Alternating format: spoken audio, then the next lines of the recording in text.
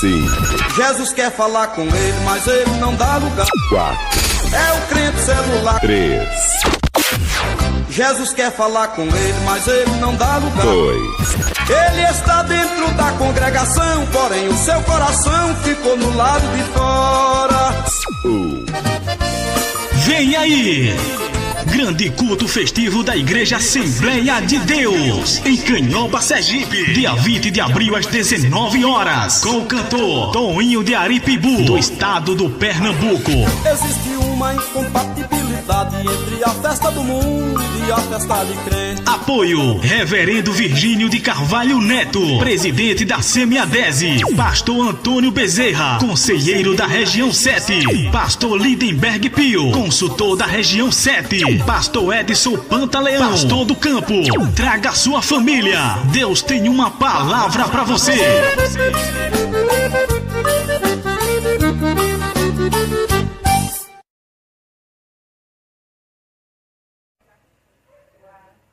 Agora você vai ouvir os milagres de Jesus. Preste muita atenção neste quadro, porque Deus vai falar contigo. Um momento de fé, adoração a Deus e testemunhos que vão impactar a sua vida. Aleluia! Operando eu, diz o Senhor. Operando eu, quem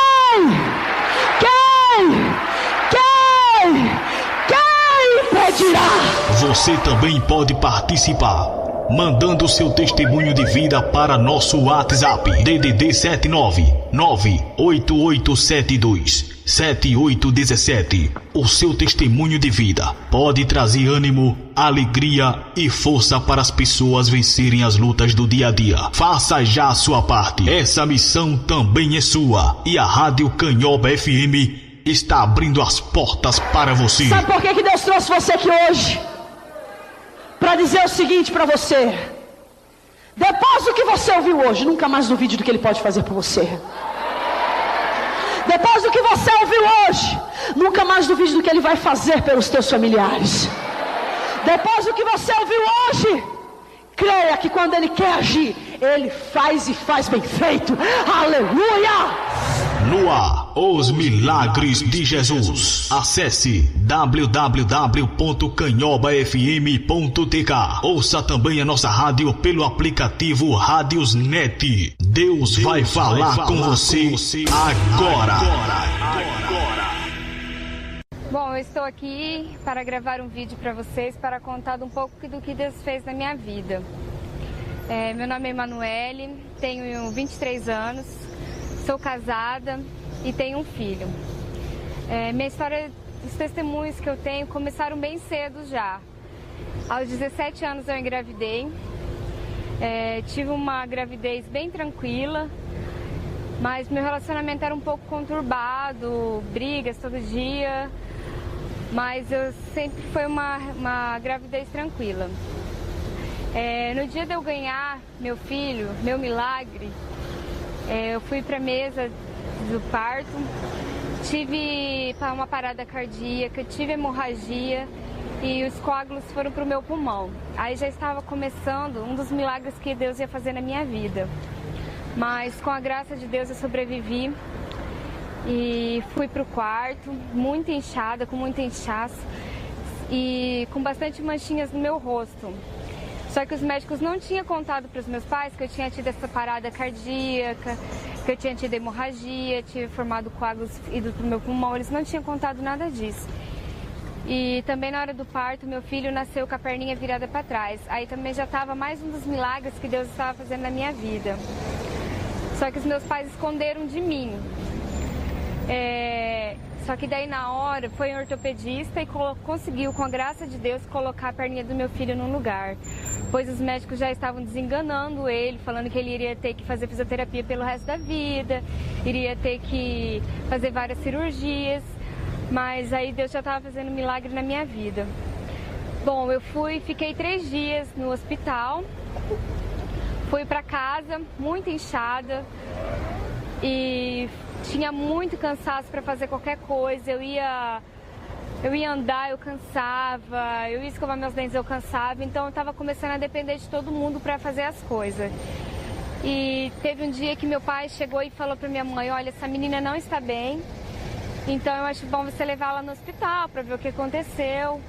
E eu fui para o hospital. Quando eu fui para o hospital, no mesmo lugar onde eu tinha ganhado meu filho, eu voltei.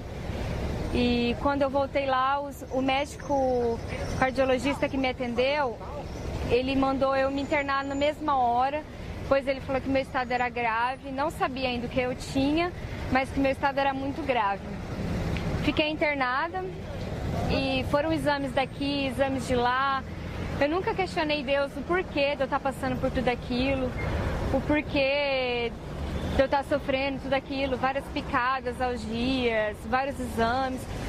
E todos os exames que eu iria fazer, eu louvava a Deus. Eu não reclamava, eu não questionava. Eu sempre agradecia a Deus porque eu sabia que Deus tinha algum propósito com aquilo na minha vida. Fiquei uma semana internada para os médicos descobrirem o que eu tinha, até que eu fiz uma cintilografia, tomografia, fiz bastantes exames e eles constataram que eu tinha hipertensão pulmonar, que é uma doença que é grave e rara. E hoje eu estava lendo que ela afeta 52 pessoas em cada 1 milhão de pessoas. Só que eu fiquei internada, fui embora para casa pelo fato de eu ter acabado de ganhar neném e fui embora para ficar internada a domicílio. Fiquei usando aparelho de oxigênio, não podia sair de casa. E eu fiquei durante 6 meses naquele aparelho, aí até que teve um dia que o médico me chamou para fazer um cateterismo. Fui fazer esse cateterismo e o médico falou para os meus pais que eles iriam aplicar uma injeção no meu pulmão, que o meu pulmão estava em 110, a pressão, e o normal é 20 de uma pessoa normal, e o meu estava em 110. E que se esse remédio abaixasse a pressão do meu pulmão, esse remédio iria custar muito caro, mas meus pais pediram para ele fazer, eu fiz, só que as notícias não foram muito boas. O remédio não abaixou a pressão do meu pulmão, então os médicos me deram apenas 2 anos de vida, que era esperar eu viver e que uma hora ou outra eu ia morrer, eu não ia aguentar, porque essa doença ela dá uma expectativa de vida para pessoas de 1 ano a 2 anos. Mas meus pais guardaram aquilo para eles, não me contaram e eles foram atrás de mais recursos para mim, até que me encaminharam para São Paulo. Fui para São Paulo, aí chegando lá em São Paulo, fiz uns exames e a médica me falou, seu caso é grave, a gente vai estudar seu caso, vamos ver, porque aqui tem uma cirurgia nova que saiu, que retira os coágulos do pulmão, mas vamos estudar seu caso, daqui a 1 mês a gente te retorna. Aí deu 1 mês e ela me retornou, queria marcar a cirurgia para a semana do meu aniversário, mas eu não quis, mas aí elas marcaram a cirurgia para outro mês e eu lembro como se fosse hoje, foi dia 1º de junho. Eu fui e eles explicaram como é que é essa cirurgia. A cirurgia é feita, eles cerram o pulmão, eles abrem, congelam você, seu sangue não passa mais onde você passa pelas máquinas. E que ia ser uma cirurgia muito difícil, que ia ser complicada, que eu poderia voltar com alguma sequela, poderia ter alguma intercorrência pelo fato do meu caso ser grave. Mas eu sempre confiei em Deus. E eu fui para aquela cirurgia no outro dia cedo, me internei num dia, fui para o outro. Ainda eu lembro como se fosse hoje o médico batendo em mim falando assim, você sabe que você pode morrer, né?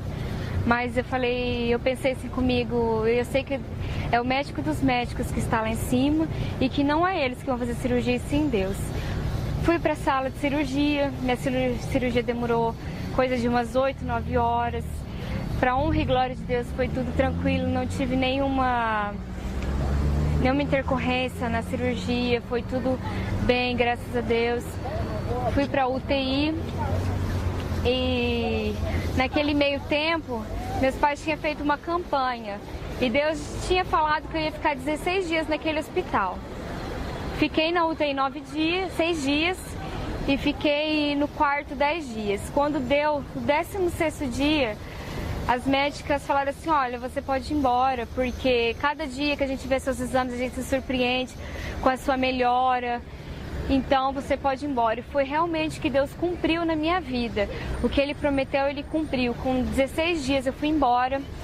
Para honra e glória de Deus, não tive nenhuma mais intercorrência.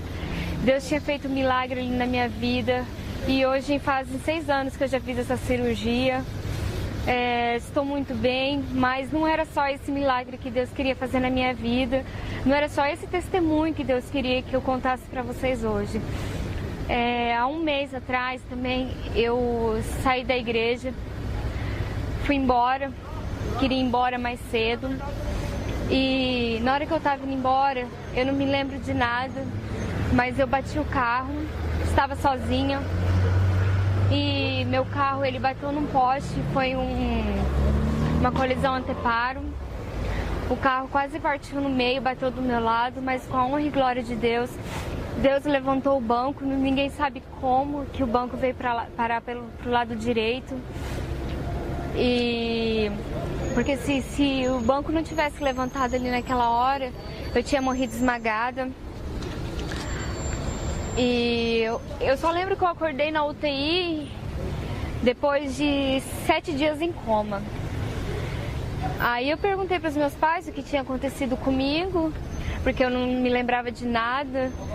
Aí eles começaram a me contar, de pouco em pouco eles foram me contando que eu tinha tido um acidente muito grave, que eu tinha batido o carro, voltando da igreja, indo para casa.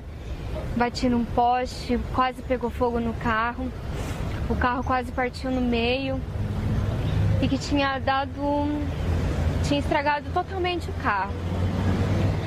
E de pouco em pouco minha mãe foi contando pra mim que eu tinha ficado bem no dia do acidente, só tinha tido algumas escoriações no braço e fui pro quarto, aí eu fiquei em observação, só que depois de 24 horas eu comecei a ter bastante intercorrência, comecei a ficar muito inchada, tiveram que me entubar, só que sendo que eu estava bem, estava lúcida.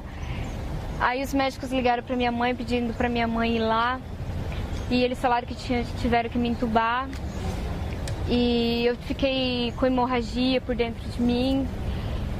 E comecei a inchar muito, aí minha mãe foi lá, não deixaram minha mãe me ver. Aí quando foi umas 7 horas da noite, os médicos chegaram, foram conversar com a minha mãe, falando que eles iriam ter que fazer uma cirurgia de emergência em mim, porque meu rim tinha estourado e estava me dando muita hemorragia. E que se eu não fizesse aquela cirurgia, eu iria morrer. Só que antes de eu fazer a cirurgia, os médicos já tinham me desenganado. Eles já tinham falado para eles, não para os meus pais, mas entre eles mesmos, que eu não iria aguentar, porque o meu caso era muito grave, que só Deus mesmo para fazer um milagre. E eles iam fazer cirurgia, mas que não era certeza. Aí os médicos deixou meus pais ver eu, descer lá no UTI ver eu, deixou meu marido, minha amiga, minha tia, deixaram todos eles descer lá ver eu.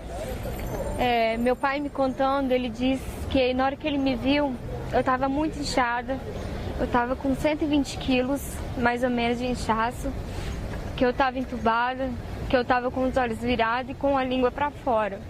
Ele, naquela hora que ele disse que ele me viu, ele achou que eu tinha morrido, que eu já estava morta.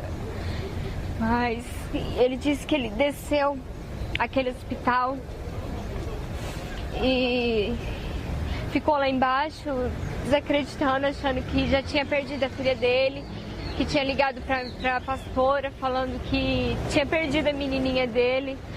Meu marido também achava que eu já tinha morrido, minha mãe, pois eu estava muito feia ali naquela UTI antes de fazer a cirurgia.